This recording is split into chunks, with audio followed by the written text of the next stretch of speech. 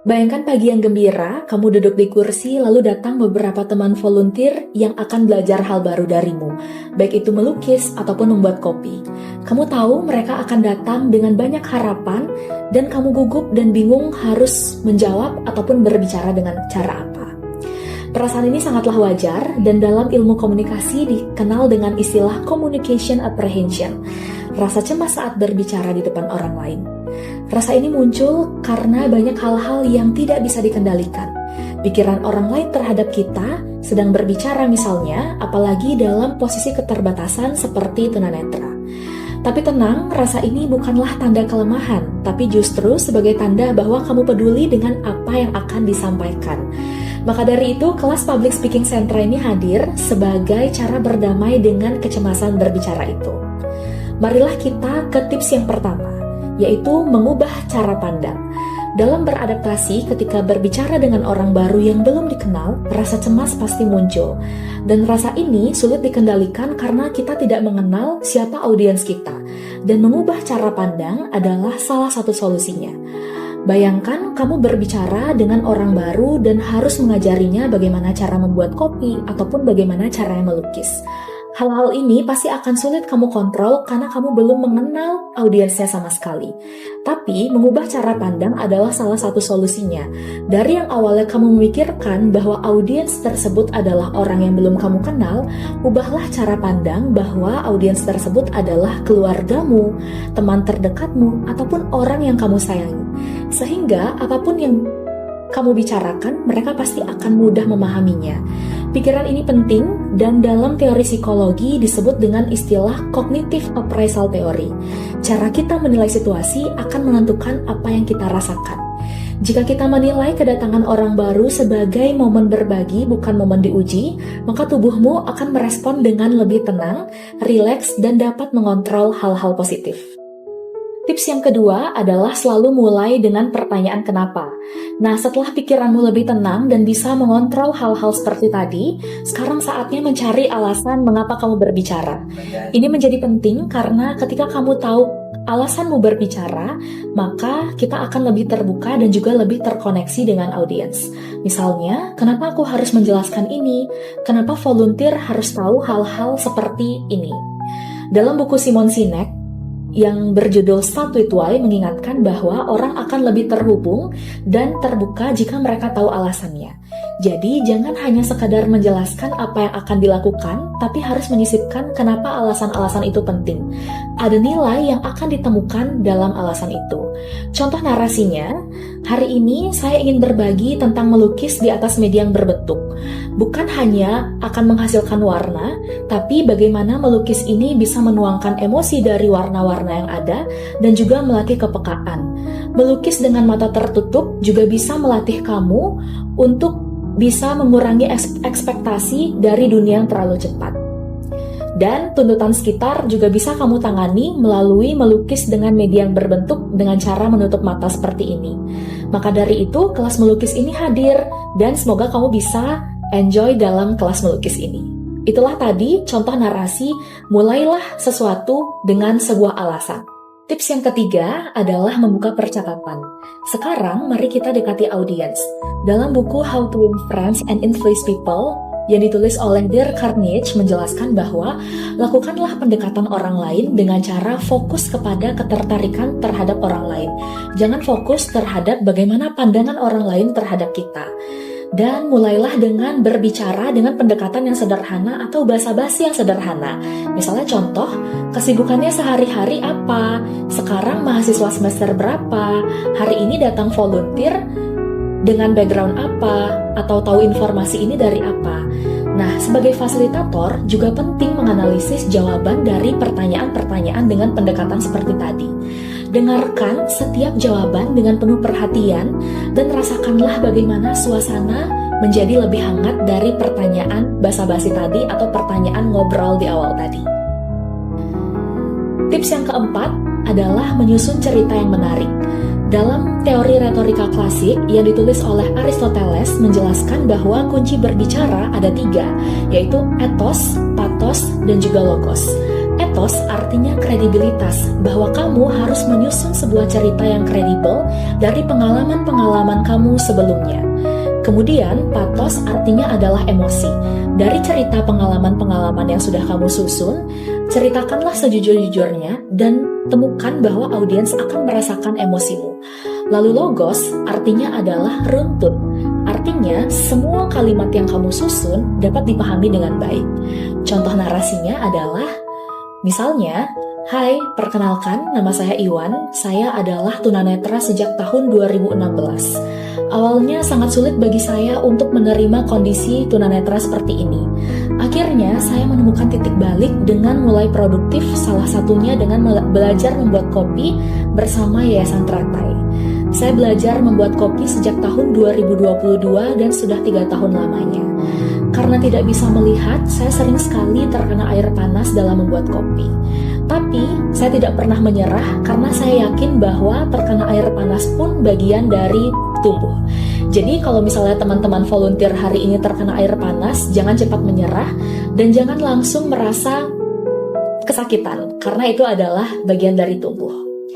Nah, itulah tadi 4 tips public speaking supaya kamu lebih bisa mengontrol emosi saat berbicara dengan orang baru. Dan rangkuman dari pertemuan pertama ini, kita belajar bahwa rasa takut berbicara itu wajar dan bisa diubah dengan semangat. Lalu mulailah setiap pertanyaan dengan kenapa, supaya audiensmu merasa punya tujuan bersama dan tujuannya sama untuk menemukan cerita-cerita yang baru.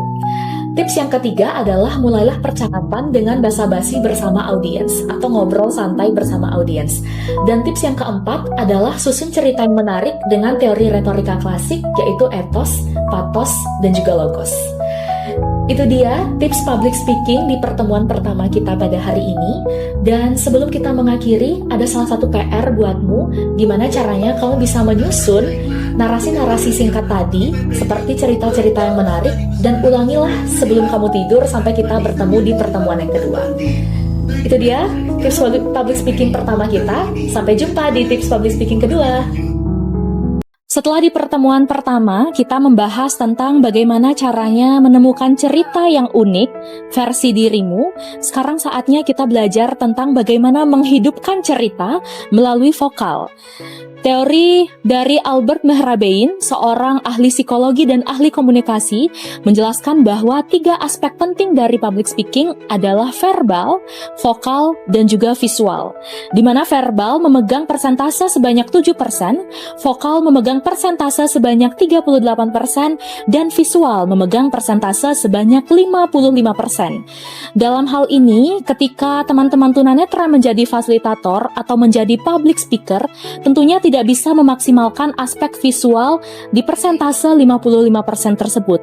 Maka dari itu penting bagi kita untuk melatih teman-teman tunanetra memaksimalkan aspek vokal supaya siap untuk menghadapi audiens ataupun lawan bicara yang unik dan bermacam-macam. Dan inilah 5 aspek vokal yang penting untuk teman-teman tunanetra ketahui. Yang pertama adalah volume.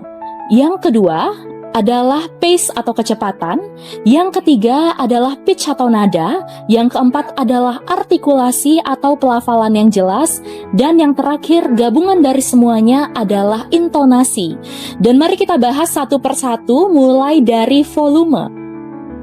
Volume artinya berbicara dengan lantang dan juga jelas.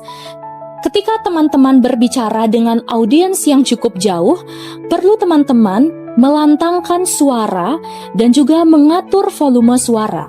Apabila audiens terlalu jauh, tentu teman-teman perlu melantangkan suara dengan lebih maksimal dan menaikkan volume suara dengan lebih kencang.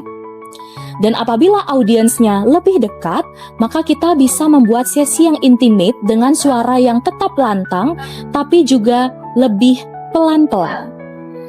Yang kedua adalah pace atau kecepatan. Seringkali orang-orang ketika berbicara dan dihadapkan dengan situasi yang gugup, maka berbicara terlalu cepat. Padahal normalnya manusia berbicara sebanyak 120 sampai dengan 150 kata per menit dan juga 2 kata per detik. Tapi seringkali orang-orang yang berbicara terlalu cepat ataupun orang-orang yang berbicara terlalu lambat seringkali terkena mental block. Oh, aku berbicaranya emang cepet kayak gini, dari dulu juga udah kayak gitu dan gak bisa diubah. Atau orang-orang yang berbicara terlalu pelan mengatakan bahwa, aduh, aku emang ngomongnya lama kayak gini nih, sulit banget buat diubah. Nah, hal itu menjadi salah karena penting sekali bagi kita untuk mengatur kecepatan berbicara. Mengatur kecepatan berbicara ini penting karena sebagai seorang public speaker atau sebagai seorang pembicara, kita jadi lebih punya waktu untuk menyiapkan bahan-bahan pembahasan selanjutnya, dan bagi audiens atau lawan bicara, ia akan lebih mudah untuk memahami apa yang kita bicarakan, sehingga ia punya waktu untuk mencerna dan memahami kalimat sebelum-sebelumnya. Yang selanjutnya adalah nada atau pitch. Tapi nada atau pitch di sini berbeda dengan seorang penyanyi, di mana penyanyi biasanya membahas nada do, re, mi, fa, sol, la, si, do. Tapi seorang public speaker atau seorang pembicara tidak perlu mengetahui nada do, re, mi, fa, sol, la, si, do. Kita hanya perlu mengetahui bagaimana tone nada rendah, sedang, dan juga tinggi. Ketika nada rendah itu digunakan untuk sesuatu yang lebih serius, tetapi nada tinggi digunakan ketika sesuatunya tidak terlalu serius atau ketika kita sedang selingan ataupun bercanda dengan audiens. Contohnya, misalnya, baik teman-teman, hari ini kita akan mengenal alat-alat membuat kopi. Yang pertama adalah grinder, selanjutnya kita juga perlu mengetahui kopi dan perlu mengetahui aroma kopi. Nah, apakah teman-teman di sini sudah ada yang pernah membuat kopi? Nah, itu tadi bagaimana switch dari nada rendah dan juga nada tinggi. Nada rendah digunakan ketika kita lebih serius dan nada yang tinggi ketika digunakan untuk selingan. Dan nada sedang ketika kita mengaturnya situasi seperti semi formal. Nah, yang keempat, tipsnya adalah artikulasi yang jelas. Mulailah pelafalan yang jelas dengan cara melatih otot-otot di wajah kita dengan melafalkan a, i, u, e, o secara berulang. Ini sangat efektif karena dengan melatih otot-otot wajah kita, membuat lidah kita tidak terpeleset pada saat berbicara. Selanjutnya adalah kita bisa melatih lidah kita dengan melafalkan kalimat-kalimat yang ada sisipan huruf L ataupun R di tengah-tengahnya seperti ini. Kelapa diparut, kepala digaruk. Kelapa diparut, kepala digaruk. Kuku kaki kakekku, kaku-kaku kenapaku. 1 biru, 2.000, 3 biru, 4.000, 5 biru, 6.000, 7 biru, 8.000. Atau dalam istilahnya kita sebut sebagai tongue twister. Selanjutnya, langkah terakhir adalah kita mengkombinasikan semua tips dari vokal tadi atau yang disebut dengan intonasi. Seringkali ketika kita gugup, kita hanya ingin ya udah deh biar cepet aja, jadi aku ngomongnya cepet-cepet aja, tapi tidak melakukan penekanan-penekanan penting pada hal-hal yang ingin kita tekankan dan ingin kita highlight kepada audiens. Misalnya, salah satu penekanan ataupun intonasi yang baik adalah seperti ini. Halo, kenalin, aku adalah Iwan. Hari ini aku akan melatih teman-teman tunanetra untuk membuat kopi. Dimana membuat kopi ini adalah salah satu hal yang unik karena kita harus mengidentifikasi bagaimana aromanya dan juga bagaimana biji kopi itu. Dan biji kopi yang umum di sini kita mengenalnya adalah Arabica dan juga Robusta. Nah, penekanan-penekanan penting seperti tadi sangatlah penting pada public speaking untuk memaksimalkan bagaimana audiens akan memahami pembicaraan kita. Itulah tadi 5 aspek penting dalam vokal yang bisa teman-teman tunanetra maksimalkan pada saat bertemu dengan audiens ataupun teman-teman volunteer. Semoga 2 pertemuan ini bisa teman-teman tunanetra realisasikan pada eksplorasi rasa dan juga eksplorasi warna berikutnya. Dan salah satu PR penting juga, cobalah teman-teman tunanetra untuk latihan A, I, U, E, O setiap bangun pagi untuk memaksimalkan otot-otot wajah kita dan juga untuk meminimalisir bagaimana terpeleset pada saat berbicara. Nah, itu dia 2 pertemuan public speaking Sentra Bercerita. Terima kasih sudah mendengarkan dan sampai jumpa di kelas berikutnya.